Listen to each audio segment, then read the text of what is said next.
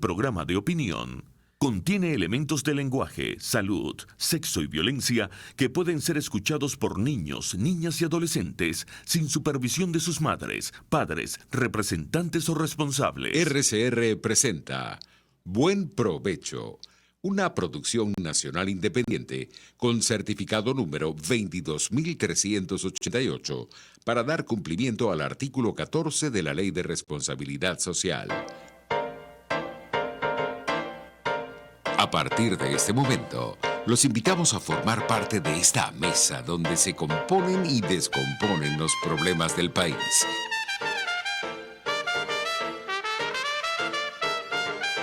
RCR presenta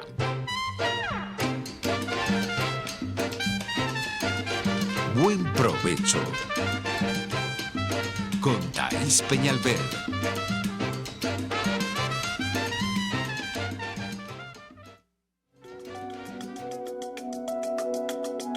Monitor de Derechos Humanos, con el abogado penalista Fernando Fernández.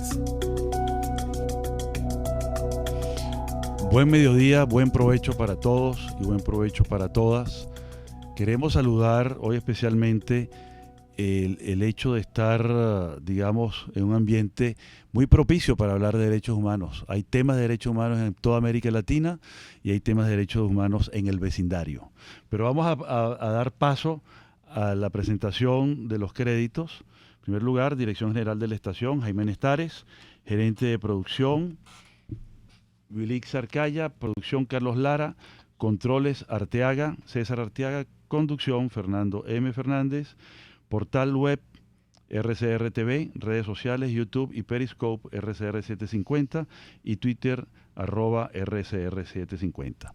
Hoy tenemos un invitado de lujo, nada más y nada menos que Feliciano Reina, un gran activista de los derechos humanos, coordinador de Civilis, activista de Sinergia, también tuvo una participación en Sinergia, y en Acción Solidaria, que ha sido, digamos, la ONG más importante en el tema de la salud, el tema de los enfermos de VIH y todas estas condiciones tan fuertes, tan terribles y que están muy afectados por la situación de los derechos humanos en general y en particular por sus casos, ¿no?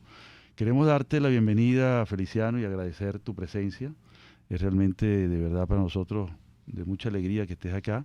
Y bueno, queremos que nos ilumines un poquito con tus comentarios acerca de la situación general de los derechos humanos en Venezuela, todo este ambiente que hay en América Latina y en concreto, pues, aterrizar qué está pasando, qué impacto han tenido las sanciones sobre los derechos humanos y qué impacto pudieran tener. Y al final vamos a hablar un poquito de qué hacer ante esta situación.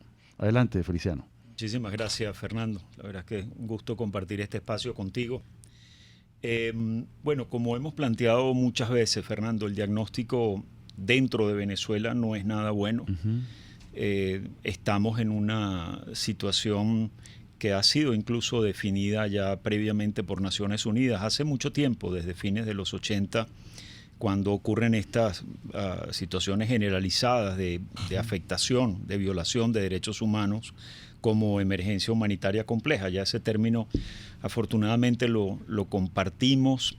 Ya creo que para nadie queda duda de quienes tienen alguna incidencia en esta situación, de que ese es el contexto en el que nos encontramos y que es un proceso, Fernando, de lenta instalación en el caso de una emergencia humanitaria compleja con raíces de tipo político, porque hay que pensar que puede haber, cuando hay cierta fragilidad también de los estados, en una gran catástrofe natural, un tsunami que se lleva por delante comunidades, eso también termina generando un contexto de este tipo, y lo mismo pasa en conflictos armados. Estamos viviendo los estragos de una catástrofe sin catástrofe, los estragos de una guerra, pero sin guerra. Exactamente, Fernando. Y eso fue justamente lo que llevó a hacer un análisis de este tipo de contextos que no estaban partiendo de eso, un conflicto externo o una cosa tan grave como, por ejemplo, un tsunami. Sin embargo, una de las cosas que nosotros veníamos diciendo desde el año 16, cuando ya entramos en la idea de que esto es lo que nos está pasando y que implicó también un proceso de investigación, de ver, bueno, ¿cómo es posible que estemos en este grado de afectación generalizada de los derechos humanos y que no haya reacción? Y porque esta situación está generando un impacto humanitario. Por eso dimos con este concepto, no lo habíamos trabajado antes. Pero justamente, por ejemplo, en casos como el de Ruanda, tú sabes, decían, bueno, aquí hay otra raíz, pero el daño humano es gigantesco. ¿Y cómo podemos llamarlo? Si ya estaba definido así por catástrofes naturales o por conflictos armados, bueno, sí, entra ahora esta tercera que es de naturaleza política, ¿no? Parte, Fernando, y tú que conoces también el tema del acceso a la justicia, del Estado de Derecho como una garantía de protección para la población, parte de un ejercicio del poder que empieza a resquebrajar todo ese sistema de acceso a la justicia. No deja de ser vamos a decir, un espacio al que puedan acudir las personas en todos sus distintos niveles para lograr garantías de sus derechos, reivindicaciones también para ser escuchadas, para que haya decisiones a su favor cuando hay abusos por parte del poder, también en todos sus niveles. Y bueno, finalmente yo creo que ha habido, y ustedes lo han planteado muchas veces, Fernando, digamos, aquel pacto constitucional se fue rompiendo en varias áreas hasta que va degenerando en esta situación tan grave. Lo que para nosotros fue muy importante, Fernando, cuando justamente en ese periodo 2015, de decir, esto es distinto, ya va, tenemos que verlo con otros lentes. En ese año fue la presentación de informes por parte del Estado venezolano ante comités de derechos humanos de Naciones Unidas, los comités llamados de los órganos de tratados. Entonces, cuando apareció los informes ante el Comité de Derechos Humanos, ante el de Derechos Económicos, Sociales y Culturales, Derecho de las Mujeres a una Vida Libre de Violencia, Niños, Niñas y Adolescentes, Comité contra la Tortura, y en esos procesos, las organizaciones de sociedad civil presentamos un conjunto de informes, ya empezaba a aparecer esta afectación generalizada. Y eso coincide además, Fernando, con la preparación de exámenes para el examen periódico universal. El famoso EPU. El famoso EPU.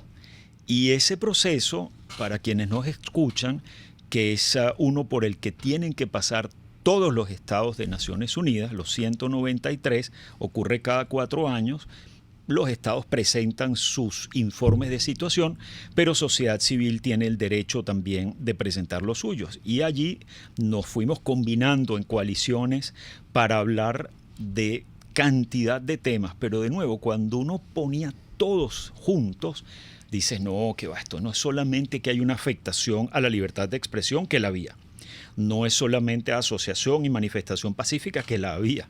No es solamente Estado de Derecho, que por supuesto estaba afectado, sino que empiezas a sumar salud, pueblos indígenas, ambiente, acceso al agua, poblaciones vulnerables, personas mayores, niños, niñas y adolescentes, población LGBTI.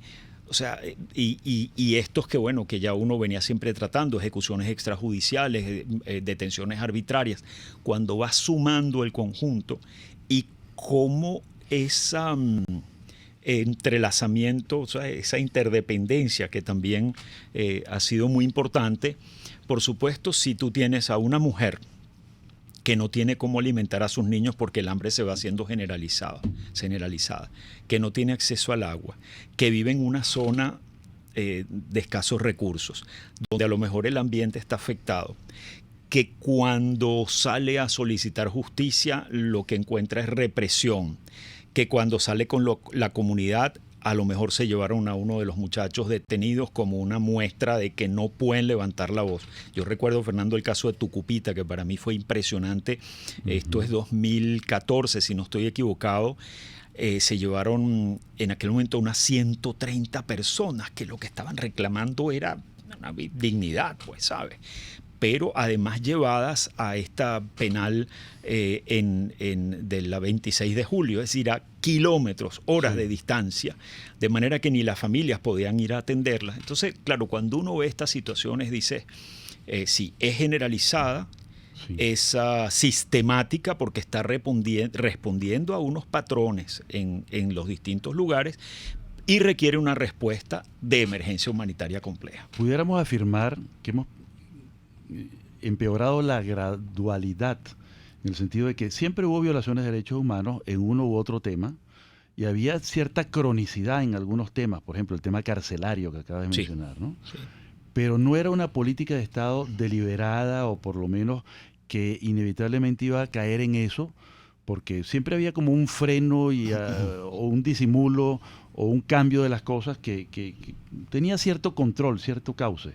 Pero ahora vemos esa palabra sistemática y generalizada, que es muy dramático, ¿no? Es un acento de aún peor las cosas, ¿no?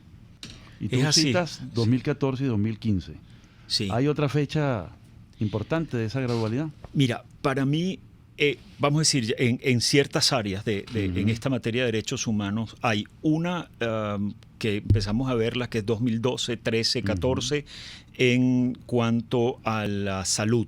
Es decir, ya un sistema de salud, la infraestructura deteriorándose severamente, ya no solamente falta de medicina, sino también de equipos, de atención a las personas adecuadas, ¿no? Este es un área que entra ya en el terreno de lo social, y lo veníamos documentando. Y además en aquel momento con menos... había habido un trabajo, la verdad es que debo decirlo, previo, la primera ronda del examen periódico universal fue años 11 y 12. Entonces allí ya aparecían algunos temas que los fuimos tratando, pero cuando nos fuimos al periodo 15-16 es cuando va apareciendo muchísimo más amplio, y estas características de sistematicidad, Fernando, que de nuevo implican, como decías ahora, política de Estado. Y una organización, además. Sí. Que no es una cosa azarosa que ocurre espontáneamente, sino que hay un proceso, pero hay también una organicidad que es la sistematicidad.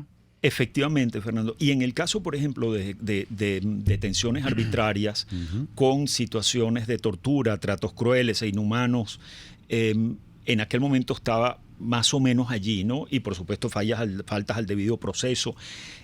Nosotros lo vimos como primera manifestación en el año 2013. Yo creo que es importante, cuando uno mira esto, señalar el 13, que fueron las protestas después de las elecciones presidenciales, porque en Barquisimeto, en Valencia y en Barinas aparecieron las primeras conductas similares en las tres ciudades que hacían ya pensar en esa sistematicidad, ¿no? Todavía no generalizado nacional, pero está hablando de tres ciudades. Yo recuerdo que Provea y Cofavic pudieron documentar unos 66 casos de torturas.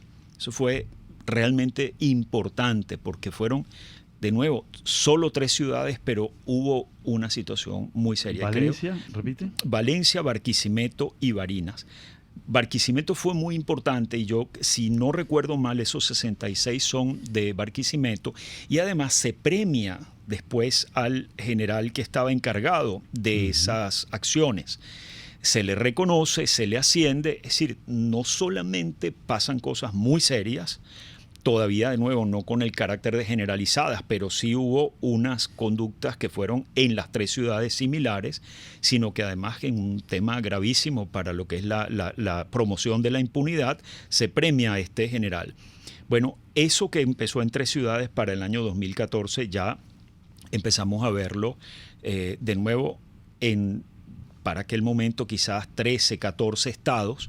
Y además aparecieron otros patrones que también pudimos documentar, por ejemplo, ataques a universidades, ataques a zonas pobladas, es decir, urbanizaciones. Recordamos, por ejemplo, en las Torres del Saladillo hubo gente que tuvo que irse a vivir a otro lado porque era ataque a las torres, es decir, no era una como debe ser, y tú lo conoces bien, Fernando. Si hay alguien que comete un hecho delictivo, tú sabes, daña una propiedad pública, usted va a la persona, pero usted no puede tener un ataque a una comunidad completa. En sus casas. En sus casas, además, Fernando. Eso fue una situación muy grave. Entonces, claro, esto va en incremento, y como decías, cuando después se ve la siguiente, digamos, situación muy grave, ya entramos en ese periodo de 2015, 16, 17 y empiezan también, son los momentos de los estados de emergencia en el 16.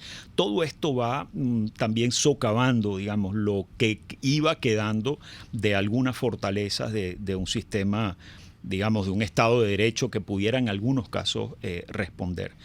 Sí, hay que acotar también un hecho que previo a los estados de emergencia del 2016 en adelante, y todavía seguimos en estado de emergencia, en estado de excepción, toque de queda, todo esto, está el hecho que nos regíamos por leyes habilitantes también. Así es. Es decir, que es una manera también de prescindir de los elementos de control legislativo, por ejemplo. Así es. Entonces, la crisis va como empeorando en graduación, empeorando en circunstancias, en los personajes y en los hechos. Entonces, pasamos de algo que pudiéramos llamar violaciones rutinarias a algo más orgánico, sistemático. Pero vamos a interrumpir ahora porque este es nuestro primer segmento y vamos a continuar hablando de esa cosa tan importante, tan necesario aclarar, que es la emergencia humanitaria compleja y estos hitos tan interesantes, pero tan dramáticos también, tan trágicos, que tú estás comentando. Usted escucha Buen Provecho con Thaís Peñalver por RCR 750 AM.